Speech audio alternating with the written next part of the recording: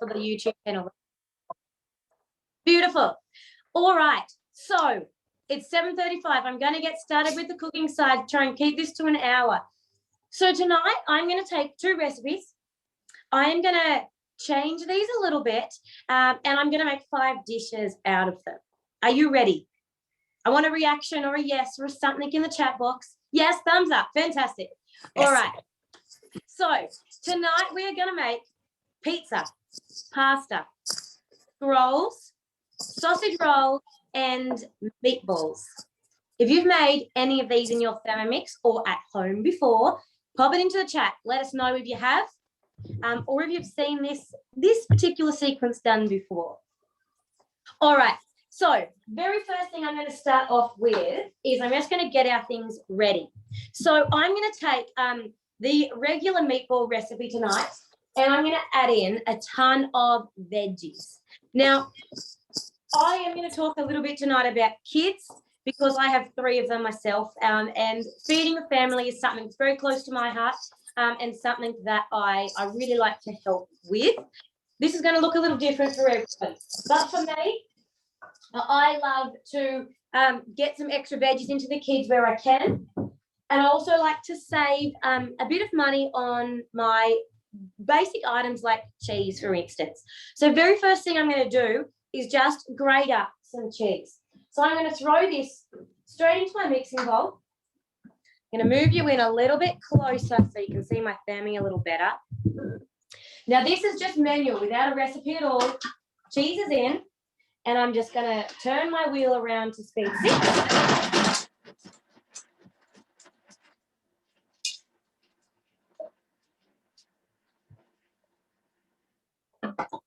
And I'm going to grate up that cheese. Now, here's a little bit more that I already had in the fridge from another night. So I'm going to add this lot to it. You can obviously do more than that. That's a few seconds there. And we've grated up that cheese. Now, if you know any benefits to grating your own cheese, I would love to hear them in the chat box. And while you're popping them in, I'm going to let you know a couple of my own. Number 1, grating your own cheese is quite a lot cheaper than it is buying it pre-grated. It's around a third of the around a third less. It also means you don't have any anti-caking agents. Believe it or not, they add additives into your grated cheese to stop it from caking together. So being able to grate your own is a great way to get rid of those additives. Now I've got 3 big carrots and 2 zucchinis in here. I'm going to throw them all in. I'm going to chop these up so we have some veggies. Speed 7.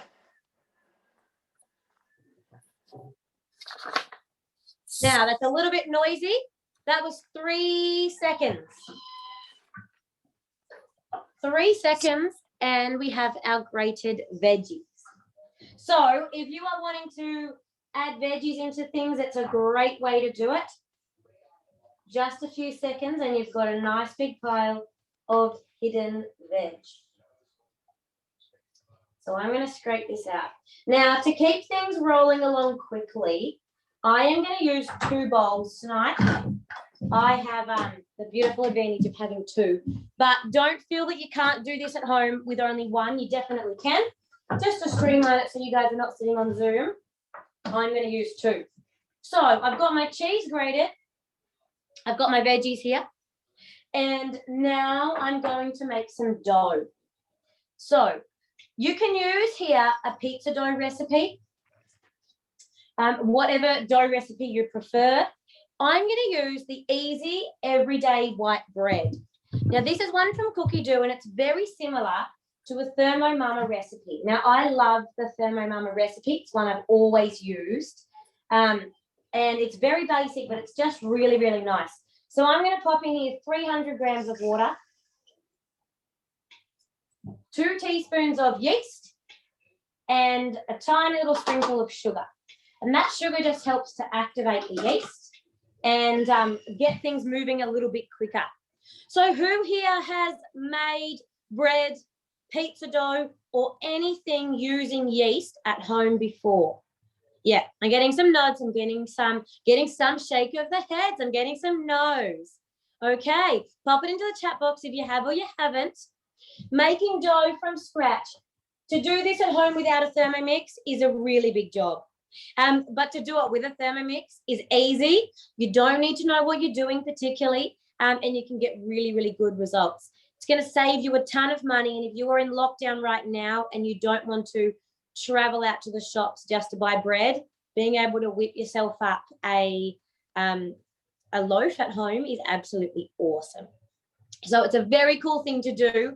If you've not been game enough yet to try just a basic bread recipe, I can really recommend the easy everyday white bread, straight off cookie dough, for a really good one to start off with. And pizza bases, the basic pizza dough recipe off cookie dough is fantastic for your pizza bases. So really, really good ones to start with there. Now, when you start making dough, anything with yeast, you need to activate the yeast in order to get it to rise and to do all the things it needs to do to produce it with nice bread or dough. So in order to do that, you need to warm up the water a bit. If you're confident, you can just turn on your warm tap and bring out some nice body sort of temperature, 37-degree water, and use that straight up. But if you're not sure, then follow the recipe, just pour cold tap water in.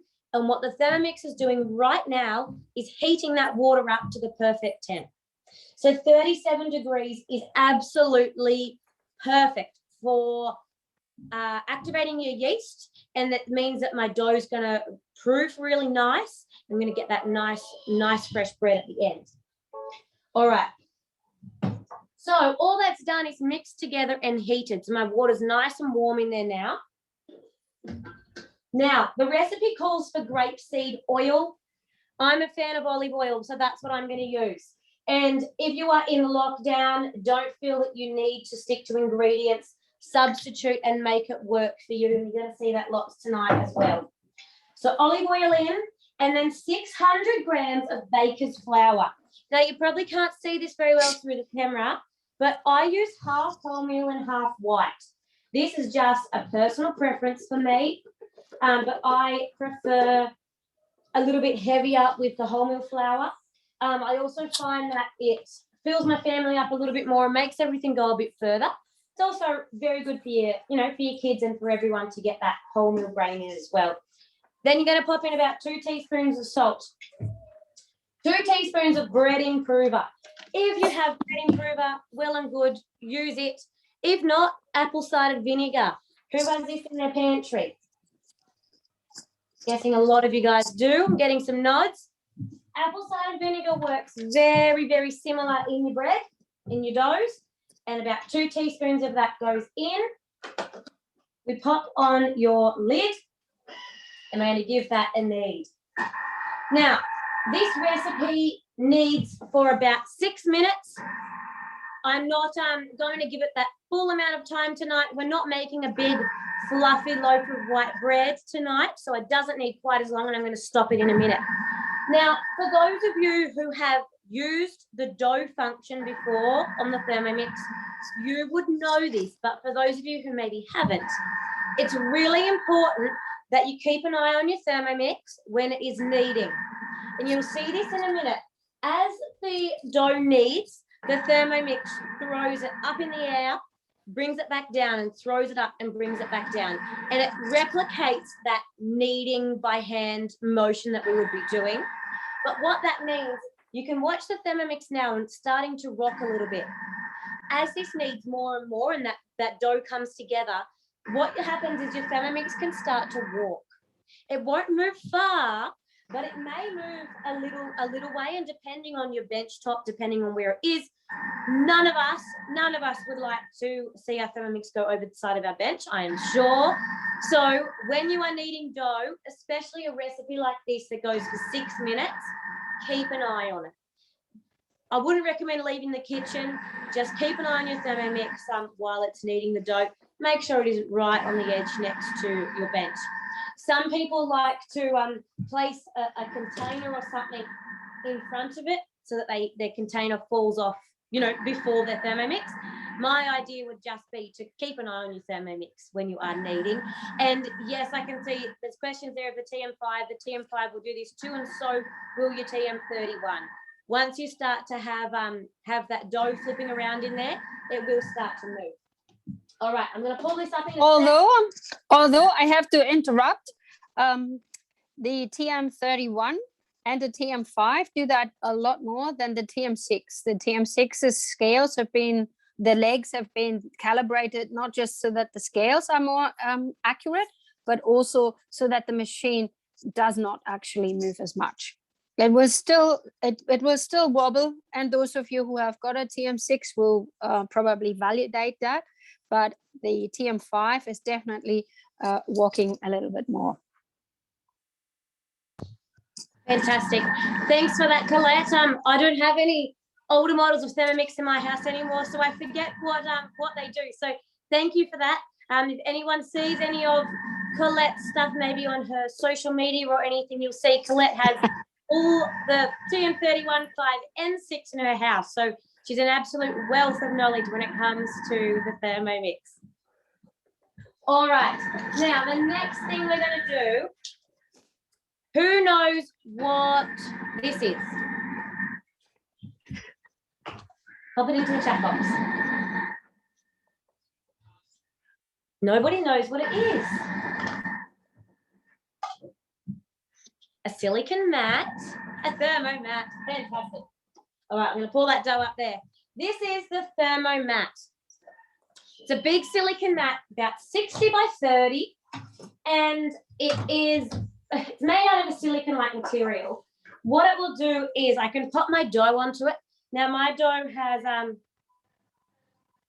is all finished in here, and I'm just going to turn it out straight onto my mat like this. I'm going to give a little wiggle of my blades, and that dough is pretty much all going to come out with tiny little bit left in there around those blades. There's a few different ways of getting it out depending on how sticky it is, but that's going to do for what I'm after here. Now, the wholemeal flour in mine means that it doesn't come quite as soft together on this first one as what your other one does, but that doesn't matter. You can see that that's a pretty nice roll of dough there. So these mats are insulated, so it means that they keep the heat in. This dough, remember, we warmed water and it's kneaded, so it's nice and warm. So I'm going to wrap this up and it will prove a lot faster than what it would cold night here, because this mat's going to keep it warm. But also, look at my bench.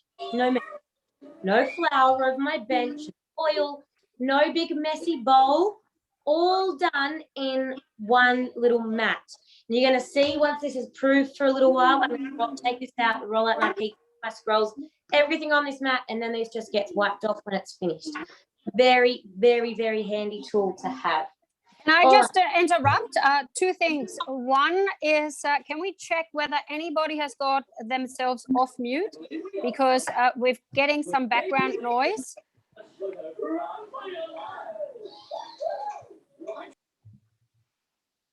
There we go. Good. That was that. Yep. And the other thing I wanted to bring to you, if you want to get a tiny little bowl, tiny little piece of the dough out, and place it into a glass with water. It can be lukewarm, it can be cold. The bowl will actually sink, and when it sinks, that's your starting point. Many people often ask me, when do they know when the dough is ready to be worked with? If you feel a little bit if you feel pretty freestyle, then you look at how your dough is expanding. But those of you who want to know for sure, one big thing is that once this little ball has risen to the surface of the water, you will actually be able to operate on your dough, and it'll be foolproof to go. Yes, Natasha. Fantastic. Correct. Thank you for that little tip, Colette. Wonderful. Yep. And I hope that answers your question, Leonie. Beautiful. Perfect. No worries. Alrighty. So next up, our dough is going to sit over there. It's going to proof. While it's going, I'm going to start on our meatballs. Now, if you want to follow along, this is the meatballs with tomato sauce. So, very first start of this recipe, I changed the very, very first step. As I said, I like to substitute and change things. First thing this recipe says is to take a little bowl, place it on the mixing bowl and weigh in some bread and some milk. We're going to soak that bread and then we're going to squeeze it out later and add it in. Now, I don't like to do that. Instead, we're going to add in the veggies, and this is going to add the moisture into the meatballs instead. And I'm going to take my bread, which is just here. If I bring this tray over. Got a little tray here of ingredients. My bread is just going to go in as it is. And those veggies will make up that moisture, and it'll save me a step. It'll save me another little bowl of soaking bread. So we're going to skip this, and we're going to start off here with parsley. Now, it's locked down. Parsley's not in season. I'm just going to use some dried. Fresh parsley, fresh herbs are absolutely lovely, but I'm going to add in a little bit of dried in a second. 1 clove of garlic. A garlic clove here. And I'm going to add my bread in here, and I'm going to make myself some breadcrumbs. So popping that in, take notes on this if you want to be able to follow this along exactly. If not, just stick to the recipe. 5 seconds on speed 7.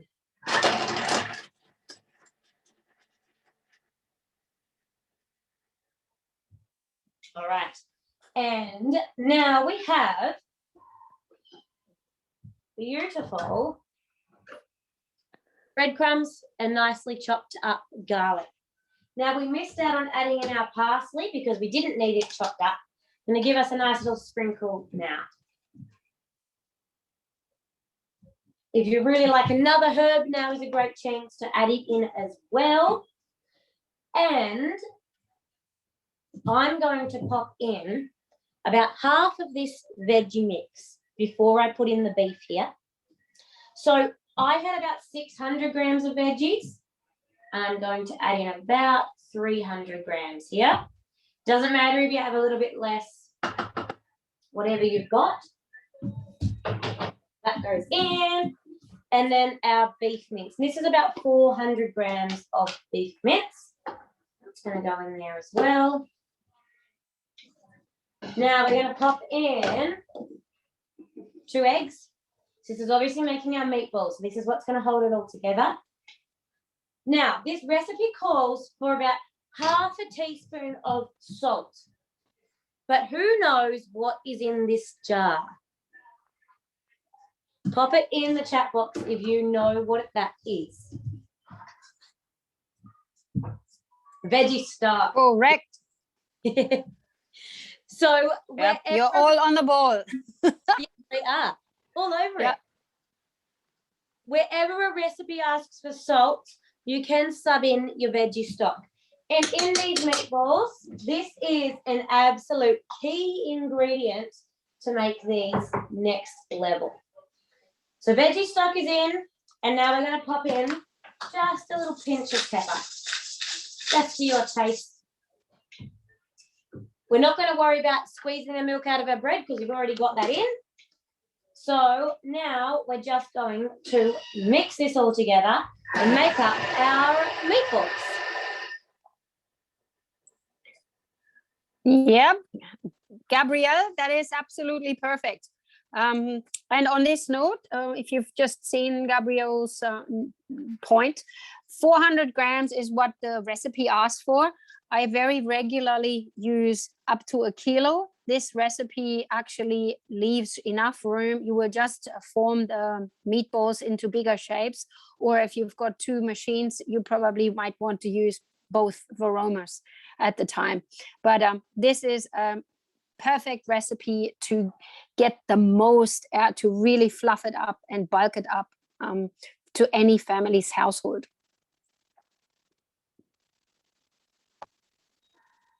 Beautiful. Now I've just given that a little scrape down and another quick mix together just with the extra veggies in it.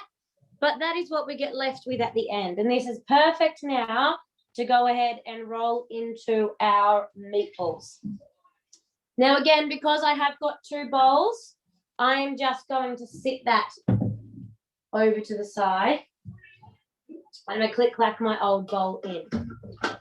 So leaving them over there, I'm going to get started on our sauce.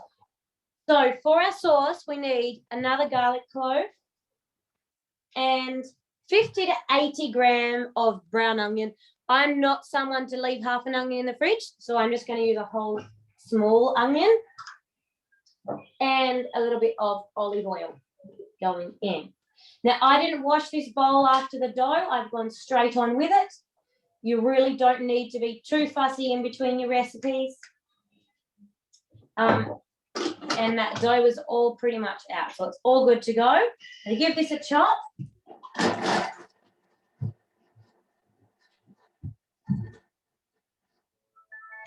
Done. Now we're going to leave that measuring cup in, and we're going to get that off and sauteing for 3 minutes.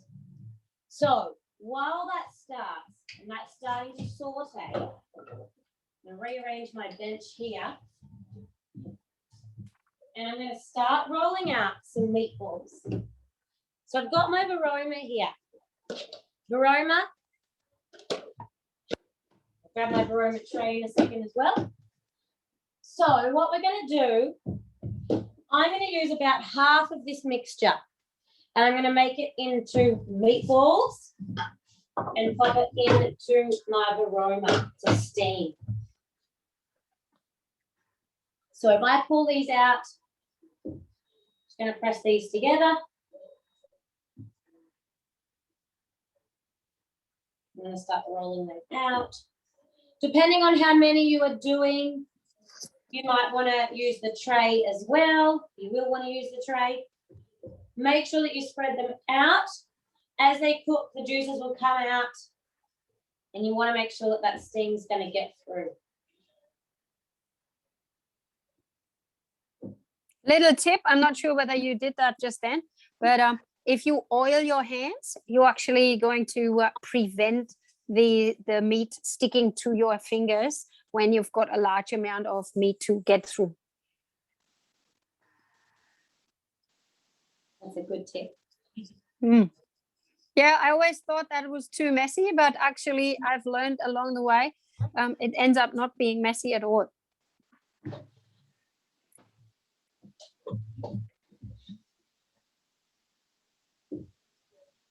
Yeah, Natasha, this is a very good point. When you're placing your meatballs in the Varoma, make sure that there's always a little bit of room that lets the steam come through. So particularly in the middle, that would be very called for.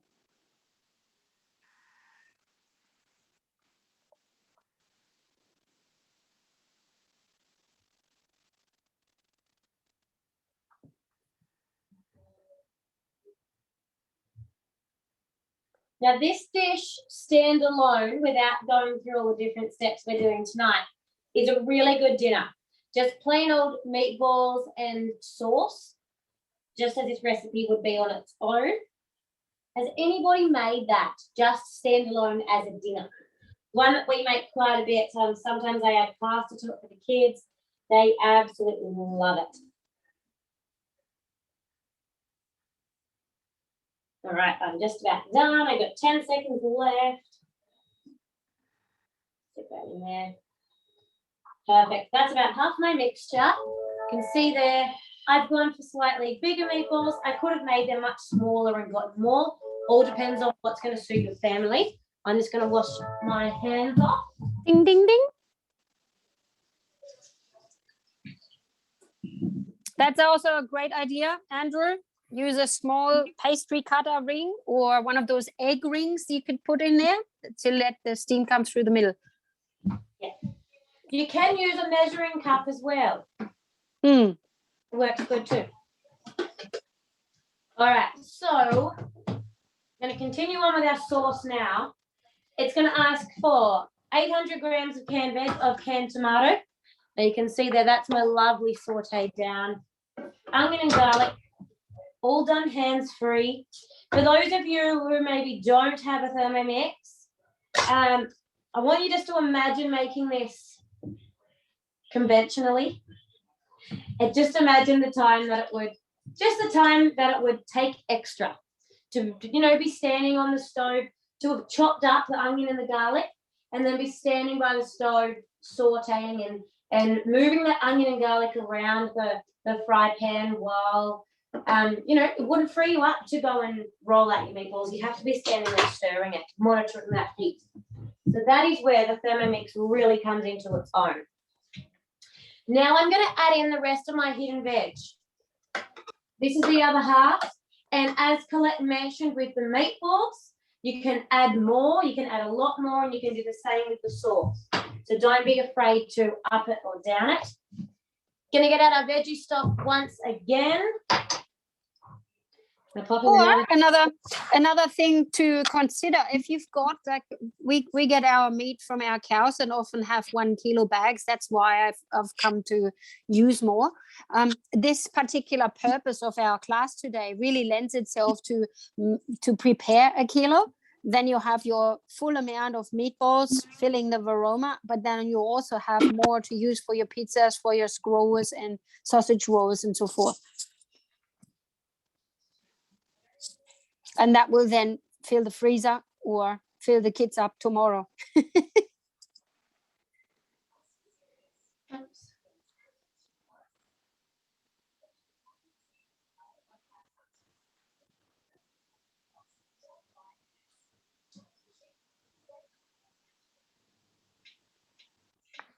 All right. So we've got all of that in there now, and we're going to pop on our meatballs. And we're going to start this cook. So this has 20 minutes now on varoma temperature. So that is hot enough to get the steam up and into the varoma. And it's just on a nice speed 1. So while this cooks, I'm going to move that back out there. I've got the rest of my mixture in here. I'm going to pull out some puff pastry. Now, this is something that you can make in your Thermomix. Pastry is very easy to make, and it's a great staple to be making.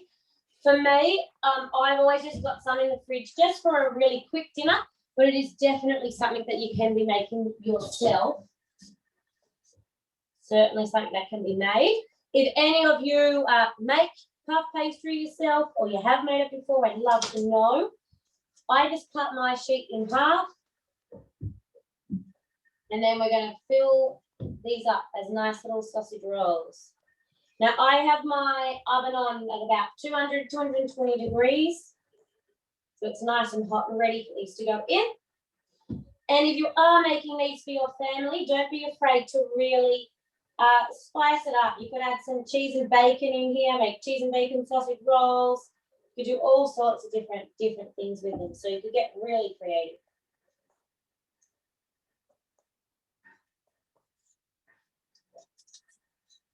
Now we're going to roll these up.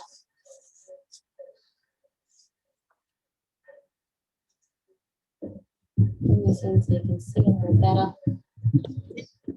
Follow what I'm doing. So that's one rolled up, and then this is the other half.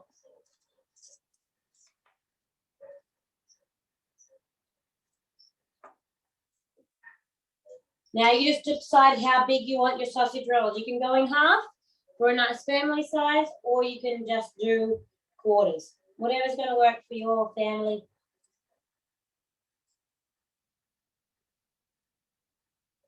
I'm going to go for the mini ones. And my favourite tray is the silicone tray from the mix shop. It means I don't need to grease it. Nothing sticks to it. It's really easy to clean, even with sticky, cheesy or meaty sausage rolls at the end. And it has the steel frame as well, so it's nice and easy to move around. Otherwise, pop these on a baking tray. You can use your oven mat if you have one. Make sure it's greased, however you need to do it for your sausage rolls.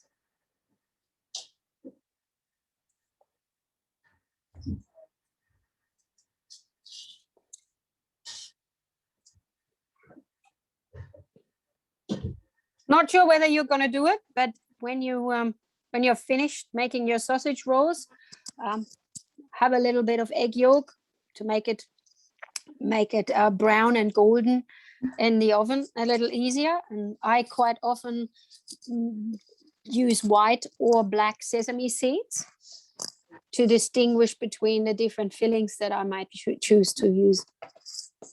That's a great idea. I always forget and have to do a taste test. Yeah.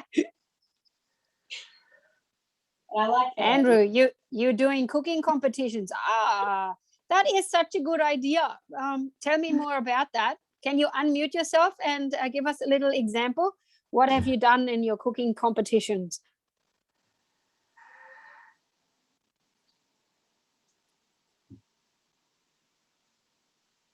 Come off mute and tell us. I bet the Thermi wins every time here.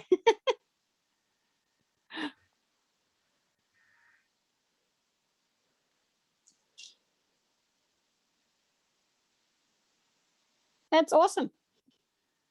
What's your favorite?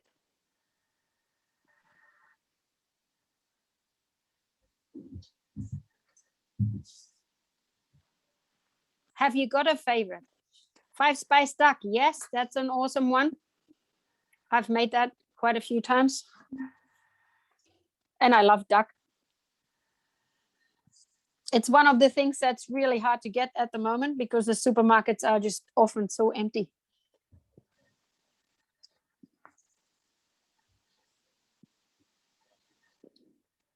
Super. So we've got the meatballs going. We've got the sausage rolls pretty much ready to go into the oven. I'm just going to pop them in.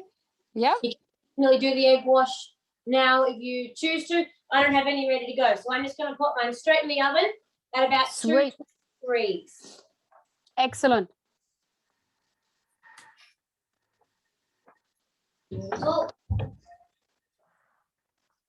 All right. Now, I've just popped my kettle on. Who knows? Let me grab something for you.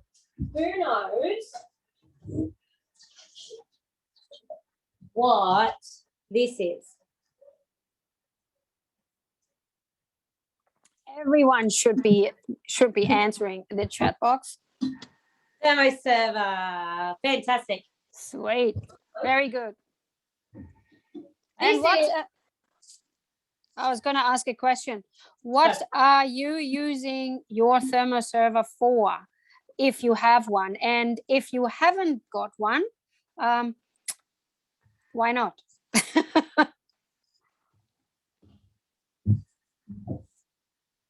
Definitely. Now, thermo servers are something that Thermomix absolutely love. This is the 2.6 litre round thermo server. We also do an oval and we do a white one as well. This is the one I'm going to be using tonight. And this is currently a gift with purchase, which means if you do buy a TM6 in August, you get this thrown in for free. This is worth about $160 if you were to just go out and buy it. But it's actually not available in the mix shop. This is one item that you cannot just go out and buy. You can only get it if you get it in a special deal with a TM6, like there is at the moment, or if you host a demo and get it. So hosting a demo obviously doesn't mean having people at your house at the moment. It might mean that you Zoom into this and you have a couple of friends that also Zoom in and watch as well. We've got a couple more classes coming up over the next few weeks, but we can also do this with you in a much smaller situation as well. And Colette's going to talk a little bit more about this as we go as well. But that's just to very briefly touch on the thermo server. I have pre-warmed this. It was sitting over there with hot water in it. Now I'm going to pour, the kettle has just boiled on my other TM6. I am going to put pastry in here. My kids love this coloured spiral pasta. Very important for everyone who has not got a thermo server yet to watch this, because this is another huge time saver and effort saver. I love, again, to add in a little bit of veggie stock, but a little bit of salt works really well here if you like to do in your pasta. And then just pour your boiling water over the top. So instead of having a pot simmering away on the stove, this thermo server is going to keep this hot enough that it will cook as well. I'm just going to either pop this into the base. There's another big round base that goes on the bottom. Or you can, I'm going to pop mine on top of my oven because it's nice and warm as well, just to help keep the heat in. But the thermo server is double wall insulated, so it will keep that water hot for up to 2 hours. Even, and you'll be surprised, those of you who have a thermo server, test this out. 2 hours later and your food will still be really quite hot. Now, I know Natasha can vouch for this. We're both dairy farmers, and we often do the same thing where we make maybe a meal for the kids or dinner or whatever it might be. We go and milk and come back up an hour or two later, and dinner is just perfect to serve up for the kids. It's still nice and warm. It isn't burning hot like when you first make it, but it's perfect, ready to stick on the dinner table. So that is a pretty good vouch for the thermo server, that they'll keep things hot for that long. And in summertime, they'll do the same thing for things that are cold as well. So they are really, really cool. So I've got a little bit of time here. I'm going to start my dough in a minute, but until I do that, Colette, did you want to jump in here for a minute? Yes, I can jump in here for a minute. I would actually really like to ask everyone, and I know it's always a little bit of a difficult thing for some of us on Zoom to either unmute themselves or to actually use the chat box. I'm going to give you a little bit of time. And my question is for you to think for a moment about something, one dish, if there was one dish that or a technique or something that you have been eyeing out, or that has been on your list of things to do, that you have been wanting to do for a while, but for whatever reason have not gone there. And I would love to hear from you what that might be, whether it's a technique, whether it's a particular food, a food group to use, a part of your Thermomix. That would be awesome for you to write down. Now, what Jo and I have been discussing today and previously is actually that you know that you can zoom in and you can book in with friends or by yourself into one of these Zoom classes. But it is actually our absolute desire as consultants who love their job to get you to use your machine to the best of your ability and to the best of opportunities out there. So what you don't know, and thank you so much for joining us here. Some of you may have seen this program before, some of you may not. However, I would believe that even us consultants always learn something new. Even if it's one or two little facts, there's always something that we pick up from someone else. Isn't that right? Pop in a yes or a high five if you agree. So my question, that's excellent. Thanks so much, ladies and gentlemen. What my question for you is, and my call to action, in fact, if there is something that you would like to do, get in touch with your consultant, or if your consultant is on today, and sees you putting up a note, I would love for the consultants to get in touch with you and organize for you to do exactly this. Joe and I will be putting new classes together on the basis of what we're seeing in the chat box now. And I will take screenshots of all of this. Hopefully I don't miss out on anyone. If you don't get contacted within the next 2 to 4 days, please contact your consultant. But I would like to share something that you found out. Sorry, I found out I bought my Thermi and it let me make dinners way above my previous ability. That's awesome. Very, very good. I'm sure that there is plenty of us who feel that way. One thing that I would like to mention to you while Joe is doing this beautiful kneading job, I just love to put my hands into that dough too. Isn't that beautiful? It's so calming. I would like to share something with you. As not just New South Wales, but the whole country is yet in another lockdown. I would like to acknowledge everyone who is going through a bit of hardship and who is kept at home, as we all are, and who is doing it a little bit tougher with regards to perhaps their job and their income. I would like to share with you that for us as consultants, pretty much the only way that we get paid is when we get put in touch with people who are interested in learning more about the Thermomix. So one thing that we do for you at the moment, and have been since the first lockdown, we put on all these live events, and most of them are absolutely for free. We give you our time, we give you our knowledge, we give you anything you want from my end, and I know from Joe's end too. But the one thing that we are unable to do is make ourselves meet new people, and this is where you come in with just a plain booking that will help us meet new people and expand our customer base. You can actually not just help yourself learn something that is close to your heart, but it actually can help us as consultants to perhaps not lose our jobs altogether. We have all a lot of passion for the job. We want to help our customers long after the point of sale is gone, because we love what we do.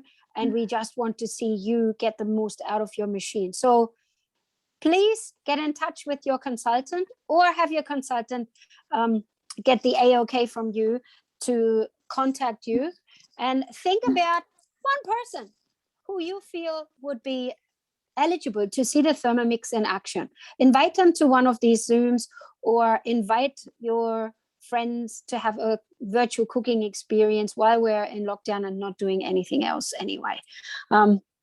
Or you could go out and watch The Voice. That would be something else. Yeah. Or back over to you. We actually want to give you a price, because we feel that this has been something that, particularly as we come out of lockdown, is very much called for. We will pick 3 people out of those who are making a booking as a result of tonight's Zoom, who will be able to join in an individual meal planning session. And that will be in accordance with your wants, your needs, and everything else that comes with it. So if you're on a health regime, if you want to learn some more about certain foods, that is all possible. And any more questions, please feel free to ask. Back over to the dough, to you. Fantastic. Thank you, Colette. If you've just heard that and you're thinking, man, I need some meal planning help, or I don't even know where to start. I know I asked my customers a little while ago what they feel about meal planning, and they all said, a lot of them came back and said they would like help with it. They just don't know where to start, or they can't stay on track. So what we're offering you is a pretty cool deal to really help you do a personalized meal plan and teach you a little bit how to do it. This is something that we learn to do as consultants. We help each other learn. So we'd love to get in and help you to do this. So if you are one of those people who are going to be going into this draw, and you'd like to get yourself a spot in this meal planning workshop, please pop it into the chat box now if you're going to be booking in a booking. Put in there a thumbs up if you're one of those who'll be booking in with your consultant, or bringing a couple of friends along to one of our Zooms. Love to know. Great idea. And I just want to call out that there are 57 people on tonight. This is pretty awesome for our little team. This is absolutely fantastic. 57 people on. This is exactly what we love to do. And if it wasn't for lockdown, we would love to be out in the community running these workshops face to face. The downside of that is that we wouldn't be having all of you guys from all over the country. So if you are outside of New South Wales, I'd love you to put a star in the chat box, or let us know that you're outside of New South Wales. We know then that we're getting people from all over the country signing in, which is pretty cool. All right. Now, you've just watched me while Colette was chatting away. You could see me rolling out my dough. I love adding in the wholemeal flour to my dough. It helps to really give a little bit more texture and a little bit more solidness to your dough, especially for pizzas. So if you're somebody who wants to have a bit of a try, I encourage you to try a little bit of wholemeal flour in your next batch of homemade pizzas. It gives it a really nice, really workable texture. So that's Can we ask a question? A question from the chat box. Gavin would like to know how thick you are rolling your dough. How thick? Mm-hmm. For the pizza base? Yeah. Well, I don't know. Maybe. I don't really know how to gauge that. Half of the recipe is about how thick I did. Maybe 5 mil. What do you think, Colette? Is that usually how thick you do your pizza bases? Yeah. You know what I say is it depends on what you want to achieve. If I make little mini pizzas that I also keep to throw in the fridge or freezer for another day, I probably would go a little bit thicker. But quite often when we have pizza on the night and we have it there and then, we like to go gourmet style and really roll them out very thin. It's personal preference. And if you are someone who, I know you are not, Gavin, but if you're someone who prefers gluten-free or has a need for gluten-free, you may, with some of the doughs, and when you're making pizza, you will have issues rolling it out so thin because your dough for gluten-free is generally a lot more moist. When can you freeze the dough? You can freeze the dough at any given point in time. What I do is when I personally make pizzas and I got leftover dough, I actually roll it out first, and then I place either baking paper or cling foil, cling wrap in between the pieces, so that next time when I have a lazy day, all I do is pull out my pizza bases. Yeah, love the idea. Now these balls, 20 minutes of steaming in the varoma, and these are perfect. No worries. And now we have sauce. I'm going to show you. That sauce is like a chunky veggie sauce at this stage. So if you have particularly fussy kids who don't like veggies or don't like things chunky, I'm measuring cups blown across the room, pop that back in, then what you can do here is blitz this back down. I like to do this because I like smooth sauce on both of these. So I could take out half of this sauce now to go with my meatballs as chunky sauce if I wish, or I can leave the sauce as it is and pureed all down smooth. You have complete control over what you do because you're making it all from scratch. So for me, I'm going to puree this as it is. I'm going to finish off my recipe and swipe across. Now you can see on the screen there are all of these modes. You'll know all about them if you have a TM6, and if you don't, please let us know, and your consultant would love to go through them with you. But I'm going to give this 30 seconds around on speed 8 and just blitz this sauce down to a nice paste or a nice smooth sauce. So get a little bit noisy. 30 seconds.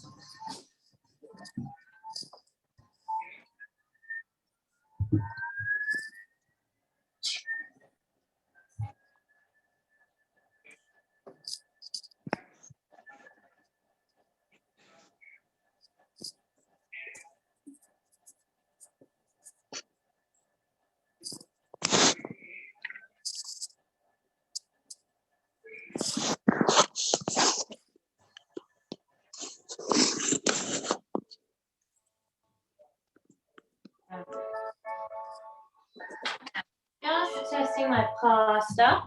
This has been 10 minutes here for my pasta, and it is cooked absolutely perfect. So it's all starting to come together now. It's all happening. But here is my perfectly cooked little pasta. So I'm just going to put a bit of cold water in this so it doesn't overcook. It'll stay nice and soft.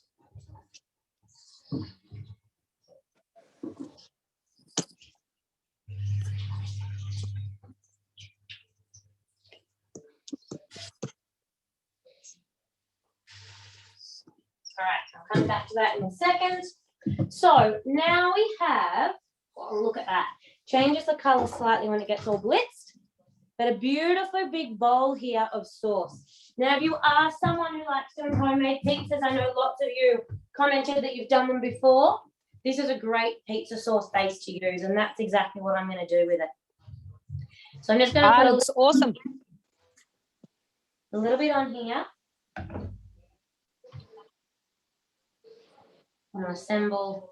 Because of all those veggies, I had lots of carrots and zucchini. It's gone a little bit orange. And just before it purees, it's a little bit more red. So depending on the colour that you like and how you like it. Now, at this stage, if you'd like a meat pizza, if you'd like to throw on some leftover veggies, whatever you like on your pizzas, now's your chance to throw it all on. I'm actually going to leave mine just with tomato sauce and cheese because my kids love to dip this in with their meatballs and tomato sauce. They absolutely love it. They use it as like little dipping bread. Mine are also small, so they'll have this as like a morning tea snack. Just a nice little cheesy tomato pizza. What a great idea. Definitely get as creative as you would like here. And the same thing with the scrolls. We actually just had pizza flavored scrolls for morning tea today. And I did very similar to this, but with salami and bacon and things on. So today they're just going to get a plain one with this sauce. I'll roll it down here. You could also do Vegemite and cheese here. If you use it like Cheesy-mite scrolls, you do all sorts of things. If you are someone who does make scrolls, I'd love to know what you do make with them. I love this because it's nice and packed with veggies. So even if you have fussy little kids, you know that they're getting something good in because they're at least getting some nice vegetables in their sauce. And it doesn't look green, so they're not allergic to green. That's it. While I'm doing this, I would love to know if you have made scrolls, if you make them regularly, what you make. I can see some are coming through there. And in Vegemite and cheese, pizza ones. Hang on, what else? Scrolls, Vegemite and cheese, 3 cheese and spinach pizza. Yes. Has anybody made a sweet scroll? Oh, yeah. I personally do it quite often because I have one child who likes it more savory and one who likes it more sweet. So when you're making it like you're making it, you can pretty much just, yes, Nutella too, pretty much just put in anything. And like I shared on my page the other day, I made the rhubarb and strawberry vanilla jam the other day. That would be just perfect in here. Or some stewed apples with some custard also will go very well.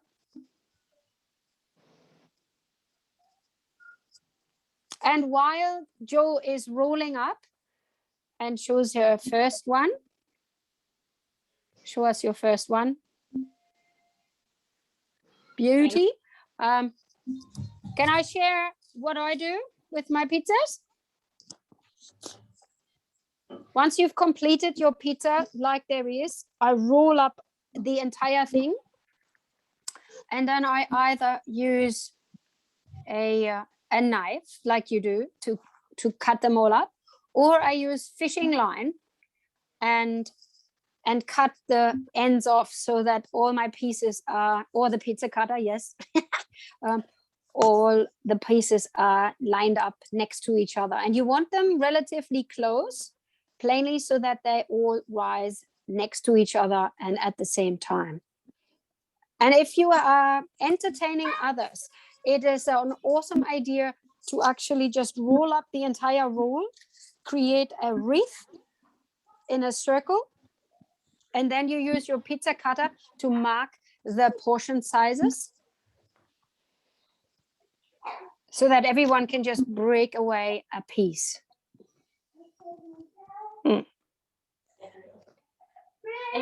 Yes, brunch bread is fantastic for that purpose as well. Yes, exactly like that.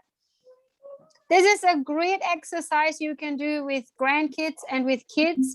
This is very, very safe to do, and the kids can just enjoy themselves because they can choose the flavor that they want to have. Apple and cinnamon, yes, Helen. And you can make these as big or as small as you'd like. You can put them all together so that they are like a pull apart. You can do them all separately. You can absolutely get as creative as you would like. Sometimes I pop them in a springform tin, and so they all stick together, and I end up with a nice big round of scrolls. Absolutely whatever you feel like doing. Yep.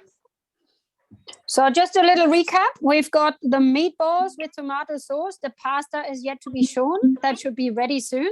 That will be going with the sauce. We've got the scrolls. We've got the sausage rolls in the oven already. And you could potentially also use this all to make some pizza. Now, time, you can go and leave these now to proof, and they will rise up a little bit bigger and fluffier. Or you can pop them straight in the oven, depending on how you like them.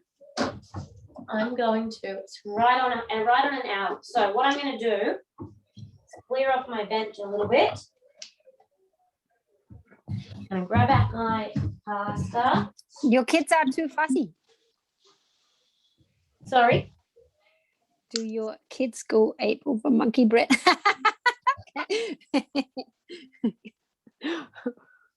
That's okay when moms go ape. Nothing wrong with that.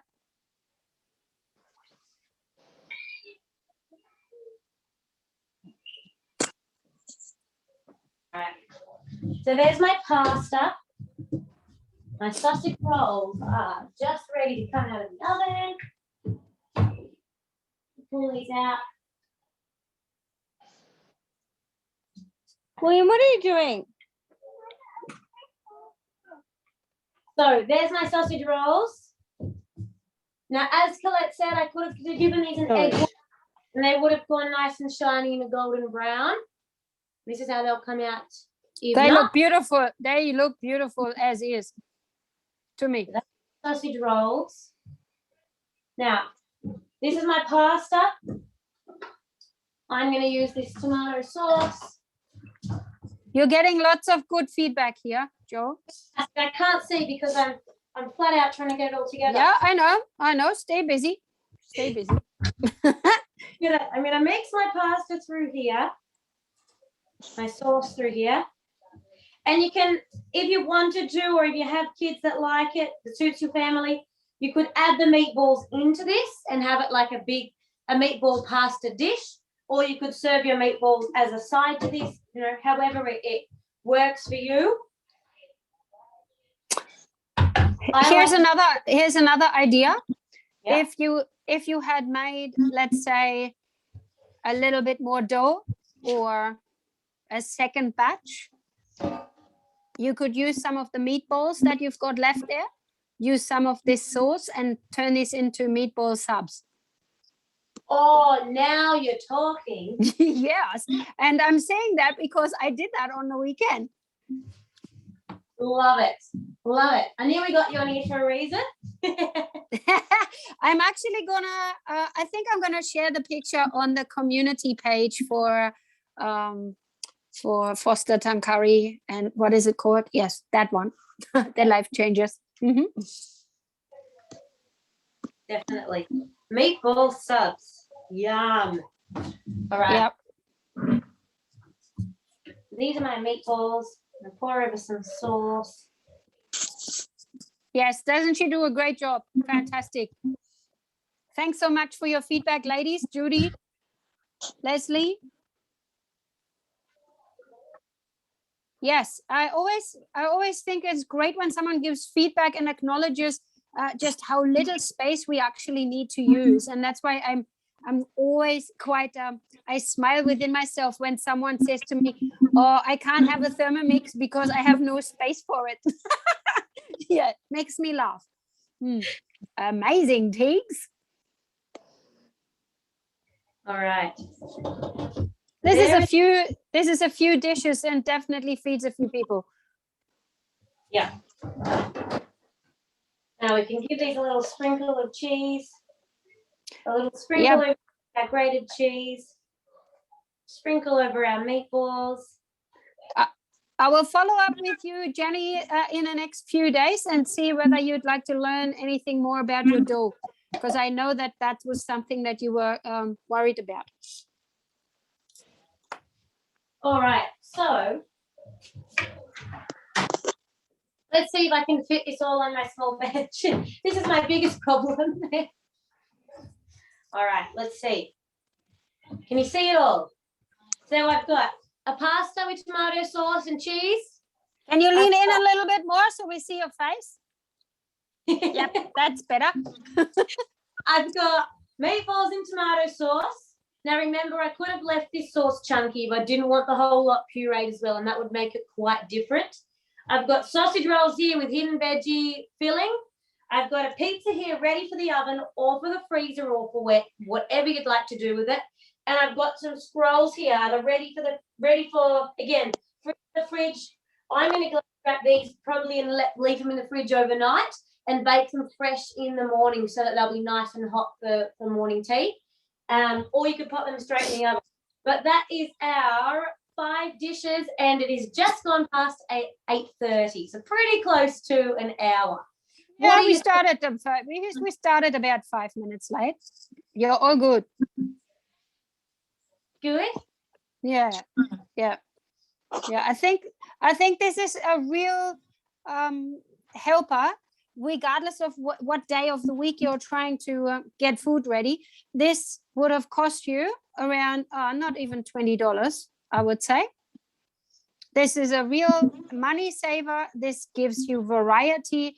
You can make changes in accordance with your family's needs, and it's fun to do because you can do it on your own quickly with really hardly any effort. You keep your smile in your face, and you get so much out of it. I wanted to say something else before some of you might leave and say thank you and so forth. The way that you booked yourself in or registered for today's class, you may have noticed that Joe has put a link tree up. And if you go into this same link, you will see other links for classes that are coming up in the near future.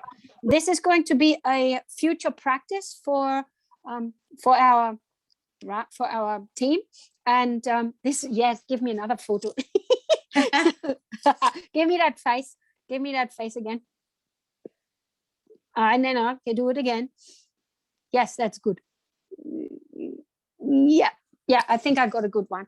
So I thank everyone for coming, and thank Joe for all your good effort. And we're looking forward to reconnecting with you very soon. If you go into the link tree, there is a few more events already planned. We have a few more in the pipeline coming. If anyone wants to connect with Joe, myself, and any of the other consultants, please do, so that we all know who needs and wants what in the near future. So from my end, thank you so much for making the time. And thank you for your feedback. Thank you. Thanks, Joe. Thanks, Colette. Thanks, Jody. Awesome. Thank you, guys. And a big thank you to Colette for jumping on. It is so nice to have someone else to jump in and help. It makes it a much easier job for me. It means we can give you guys a better quality class. So a big thank you, Colette. And to all of you other consultants, I know I named you at the beginning. Some others might have jumped on. We appreciate all of you for inviting your customers along and for jumping on and helping out. It makes these classes run smoothly when we have extra people to help. So a very big thank you for helping us out. And of course, for you guys, we can't run them if you're not on here. So thank you all for jumping on. And remember, stay safe. yes, stay safe, definitely. Stay safe. And if you are booking in after this with your consultant, or you're booking in a couple of friends into one of our next classes, we have a Baroma class coming up soon. Make sure that you let us know so that we can win that draw for the meal planning workshop. I just want to say one thing. I've gone through all the people who have joined us today. I actually saw a lady on here, Carrie Breach. Thanks so much for joining, and Leslie, thanks so much for sharing the link. Carrie is going to order her Thermomix before the end of the week, and I hope this helped for you to get some excitement going. Exciting. Fantastic. If anybody else is ordering their Thermomix this week, pop that in the chat box before you jump off. Or maybe a second one. Wonderful. All right. Well, thank you all so much again, and we will see you on very soon. Make sure you check out our link tree for what we have on. And if you haven't already, join our group, our community group, Life Changes Community on Facebook. And in there, we will share our upcoming events, share what you're cooking. We all pop things in there as well to help keep you inspired. And that's a little community hub. So use that for some inspiration for asking questions and connecting in there while we are all down in lockdown. Have a good week, and stay safe, stay home, and hopefully we're through this soon. Awesome. Thank you. Bye. Bye.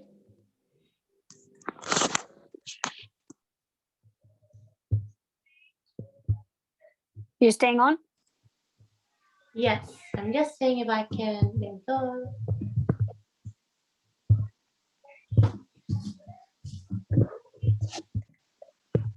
I stopped the recording. Oh, beautiful. That's what I was